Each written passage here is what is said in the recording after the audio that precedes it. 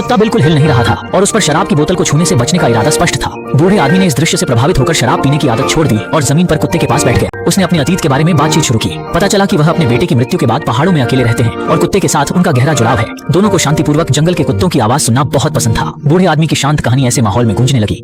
बूढ़े आदमी को कभी कभी याद आता था कि उसका बेटा चांदनी रात में उसकी कहानियों को बड़े उत्साह से सुनता था और उसने प्रसिद्ध गोल्डन रिवर को खोजना चाहा था। अपने बच्चे की अंतिम इच्छा को पूरा करने के उद्देश्य से बूढ़ा व्यक्ति अपने कुत्ते को साथ लेकर नाव यात्रा पर निकल पड़ा। सुबह की हल्की रोशनी में मछलियों का एक झुंड नाव के आसपास मंडरा रहा था। रात के समय जुगनू नदी में ऐसे गिरते थे जैसे तारों की रोशनी हो। नदी की तेज धार के सामने भी बूढ़ा आदमी और कुत्ता आपस में बातचीत कर रहे थे और हंस रहे थे। वे जंगल की स्वतंत्रता के जिंदा प्रतीक स्वाभाविक योद्धा थे।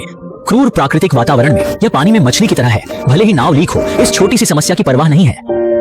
कई कठिनाइयों का सामना करने के बाद एक बूढ़ा आदमी और उसका कुत्ता जंगल की गहराई में पहुंच गए। वहां उन्हें एक पुराना लकड़ी का घर मिला। उन्होंने थोड़ी सफाई की और इसे अस्थायी ठिकाने के रूप में चुन लिया। अगले दिन जब बूढ़ा आदमी नदी में स्नान कर रहा था, उसने चमकदार सोने का बड़ा टुकड़ा देखा। इसके साथ गोल्डन रिवर की कहानी सच्चाई बन गई। कुत्ते ने भी पानी में डुबकी लगाकर एक पत्थर उठाया। बूढ़े आदमी ने यह इशारा दिया कि उस पत्थर से सोना था। कुत्ता इसके महत्व को थोड़ा समझा, फिर पानी में एक बार और डूबा और इस बार सोने के बड़े गांठ को निकाला। बूढ़ा आदमी खुशी से सराबोर हो गया, लेकिन कुत्ते को थोड़ी देर ध्यान नहीं दिया।